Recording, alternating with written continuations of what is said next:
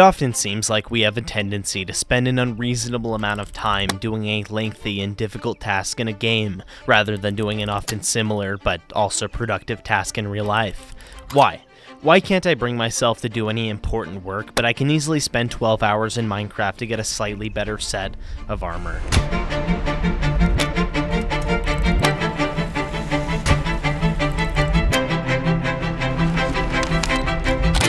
You and your human nature are not one.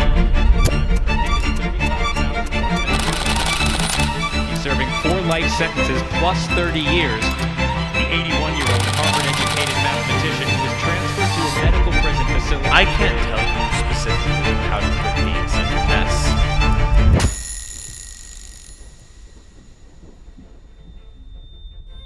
To begin, the answer might seem obvious, as at least at face value, there are actually obviously a lot of differences between doing things in a game versus doing them in real life, especially when it comes to physical effort or energy expense. As for an example, for me to do something like the dishes, it requires physically getting up, walking to the sink, and using my hands to operate a tool to clean the dishes one by one, with the only immediately apparent reward being having clean dishes, whereas using a keyboard and mouse only requires pressing buttons over and over and moving my hand a little bit. There's an obvious difference in the amount of energy you put in compared to the reward. But that's not exactly what I'm talking about here, as if we're talking about just physical effort, then what about other productive tasks that don't require physical effort? Say, writing this script, for example. All I really have to do is sit down in a chair and use a keyboard, requiring the same amount of energy as any other unproductive tasks. Yet I find myself putting off work like scripting in favor of actually even more mentally demanding tasks that happen to be inside video games.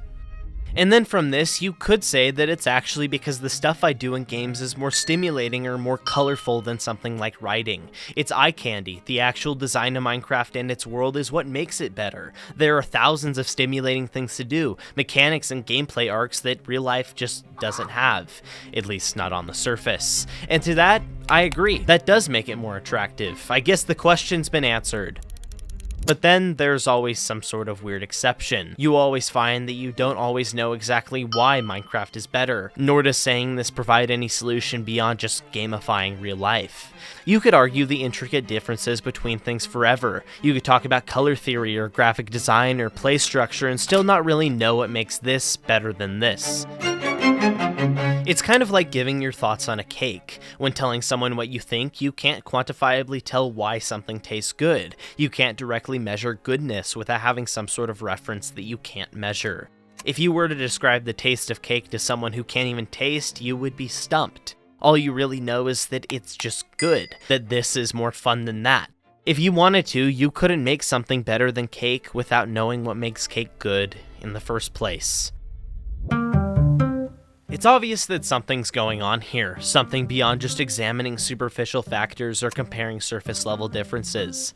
The problem with this lies much deeper, not something you can logically deduce or reason your way out of. To understand what makes something fun, desirable, or interesting, better put as a thing you want to do, you must look at the very root of why we do things. See what purpose the things we do serves intrinsically. What internal system does it satisfy when I complete this task or do this action? We need to look at this system within us called the power process. Taken from this book, which I'll abbreviate as iSafe for reasons I'll explain later, the power process consists of 4 simple steps, these being the fundamental steps in which most people find satisfaction in an activity or find meaning in what they do. It can be used to describe why people like things and why people don't, why people may have problems with things on a very fundamental level or not likewise. In relation to the topic of this video, it will very effectively explain the why in the cake tasting good without getting too specific and accounting for contradictions. 1. A clear goal. Whether overt or subconscious, big or small, most tasks begin with a goal, something meaningful and attainable that requires personal initiative or any amount of effort. Like getting a set of netherite armor, for example. This goal must feel significant to the person attaining it on a subconscious level, as in you must actually want or care about it on a very deep level. Neither can it be trivial or enforced. It can't be something that someone or something is forcing you to do. It has to be a natural desire based on natural impulse impulses that involves free will. The netherite armor example is very specific, but it can really be anything, and it can be layered as well, such as a goal in life being to be happy, then all the goals that are prerequisite to attaining that baseline goal of happiness. 2. Effort made toward the goal. This is the actual work or struggle that you must go through to complete the goal. I would say this is the difference between going in creative mode and getting that set of armor right now versus actually using some combination of your skills, intelligence, and physical capabilities to get it honestly. And by this effort can't be passive or removed from the person. It must involve real and active exertion to give the person attaining it a sense of freedom and a subconscious sense of I deserve this once the person has it. It's why people like sports. We don't watch it because we want to see a ball go into a goal. We like it because of the skill, challenge, and exertion that the players have to go through to get the ball into the goal and win. 3. Attainment of the goal. This is the successful achievement of said goal through that effort I just described. This is the thing at the end of the roadmap, the trophy you get after winning the game, or the secondhand satisfaction of the team you've been rooting for winning the final game. This attainment showing tangible and real results. Of course, at this point, failure is possible, and depending on the goal, it could even be likely, but for the power process to be fully complete, it must be overcome by your actions. 4. Survival or well-being outcome. In the end, the attainment of the goal has to directly contribute to basic needs like food, safety, or status, these things further reinforcing the cycle. And despite this step seeming like an extra last-minute addition, step 4 is extremely important. And actually, this step vicariously invalidates every single one of the examples I just posited. In society, and especially in games, most of the things that we do are not directly related to our biological survival. But even the some that are still mostly removed from the functions that contribute to basic survival, this being the difference between hunting and gathering versus going to work to pay for food. This might seem obvious, but doing the dishes or really any of the other examples I gave have a very, very loose correlation with survival, especially subconsciously. Without the direct tie to staying alive, one might begin to question, at least subconsciously, why they are expending the energy to do it in the first place. For our primitive, subconscious minds, it's difficult to see the payoff at the end of any large-scale task and then see it as pointless, especially if that task is not very good at distracting you from that fact. This is the most basic and simple answer for why we do anything. Intrinsically, it's the question of how this relates to food, or achieving basic survival and reproduction. That's the question you're trying to answer for your subconscious, and why the goal, effort, attainment, and further implications need to be related to your biological survival. Of course, this is just a loose quote from a book. The only thing that these 4 steps is doing differently than any other way of putting it is pointing out the association between what you want and how those wants get you what you need. And then once again, how does this relate to video games? Wouldn't real life be more interesting to your subconscious because it's actually related to survival? Where's the difference? Well, let's see.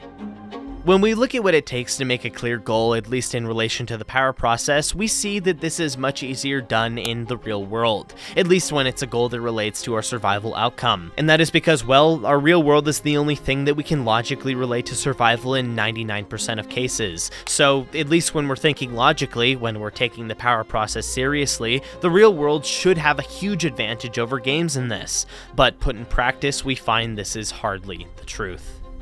In iSafe, another term that is often coined is surrogate goals. These are goals that we as a society participate in that aren't directly related to survival. Surrogate meaning substitute for biological goals. Surrogate goals being basically all the examples I gave previously. Surrogate goals are made to simulate the power process from top to bottom, basically removing the need for a direct survival outcome. These are often made in and for an environment where actually going through the biological power process is overly difficult and impractical.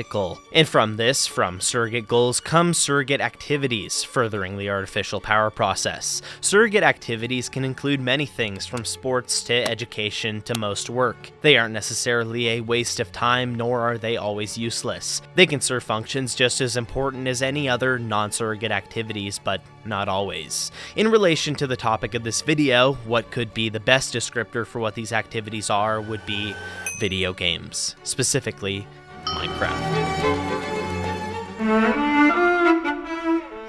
The author of iSafe would think of surrogate goals as a sort of cancer to the psyche, a cancer that goals can contract. Let me explain. To put it simple, cancer is not inherently malevolent, although its effects are. It's not evil in the same way a serial killer is evil, it's more like a weed. It takes place of regular goals which are directly related to survival, eating up resources of the host until the host's regular functions are inhibited, the host being society in of itself. But for this video specifically, the individual. The result of this cancer can sometimes lead to a physical death or dismantlement, but other times leading to more of a limbo, a degeneration, a depression, the loss of meaning in its entirety. The author of iSafe posited that the detachment of the self from their biological nature, the disconnection from the work and the reward, is the root cause of all psychological dysfunction on both an individualistic and societal level, the cause of all our problems like depression. But the main thing that's important here is the difference between video games and real life. Subconsciously, noted how I pointed out this would be important earlier, at least to most people there is none. Both video games and the real life activities that are put off for them are surrogate activities. Doing the dishes and grinding Minecraft are both equally as disconnected from survival in the eyes of the subconscious. The only difference is how well they complete the desired surrogate goals and simulate the power process, how well they stimulate the person doing them.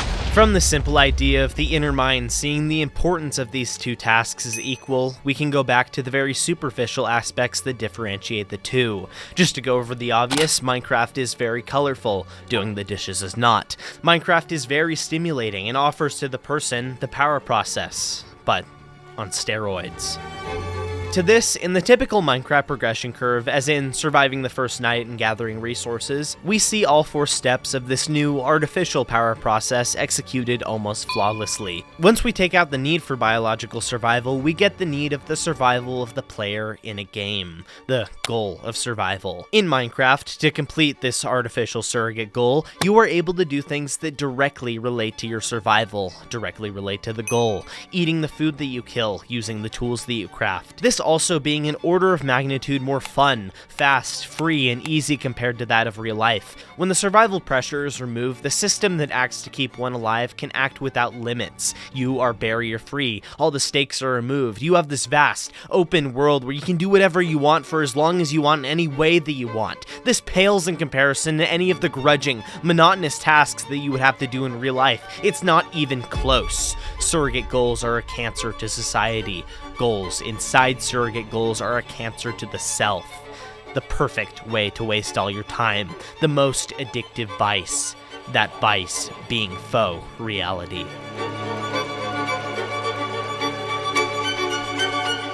When this faux world fails to deliver that spark over time, your subconscious begins to realize the absence of meaning, and you find yourself bored again. This is the problem with surrogate goals. They are completely meaningless. They are nothing but a substitute for the real thing your subconscious mind desires, meaning, through biological survival. Because of this, humans are meaning machines. For whatever reason, we can't help but extrapolate meaning from our environments. It's just the question of what your subconscious uses to give itself purpose. How it is currently justifying its own existence.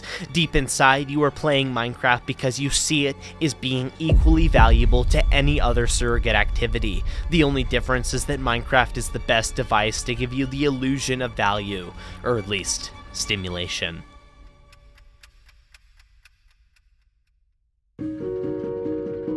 There are many solutions that could be given to this, ways to mend our broken idea of the power process whilst keeping society intact, like sort of gamifying it or making it cycle in shorter and more digestible bursts, trying to make real life as fun as Minecraft.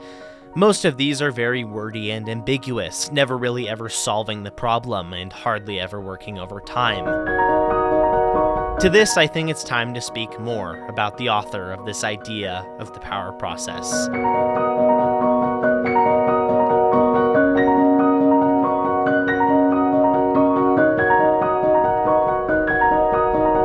A man of this name, a name of which I can't mention on YouTube because of what he did. For the sake of simplicity, we will call him T. T. A man of great intelligence and insight, very educated and knowledgeable about human society and psychology.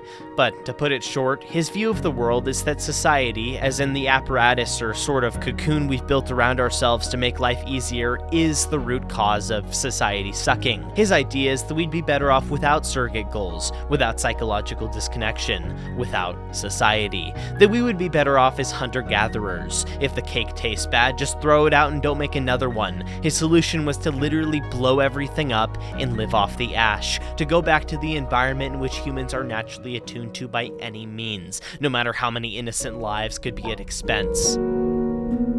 Obviously, the solution is and was impractical and messy. And even if we did go through with it as a collective, there wouldn't be any authority after it's done to stop society from building itself back up again. Nor would we have any guarantee that there would be a natural world for us to even exist in. Us humans are both a beneficiary and victim of our intelligence, of society. But overall, it doesn't seem like there's a practical or clean solution to any of the discontents of existence. I mean, if there was, we would already be implementing it. So, is it hopeless, or is there a solution to this? Maybe. It depends on how you look at it.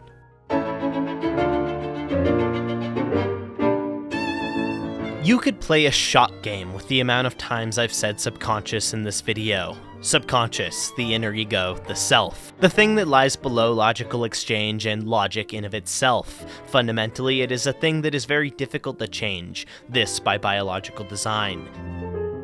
If you could change who you are on the most fundamental level at any whim, that wouldn't end well. Like a grape changing itself into an apple, we can't change ourselves without redefining the self in its totality. Rather, the solution to productivity, the solution to this problem you have, is in integrating with it as efficiently as possible to ultimately deny it. Studying it, and trying to find loopholes to use said loopholes to your advantage, overcoming your nature. To do this, one needs to know a few things.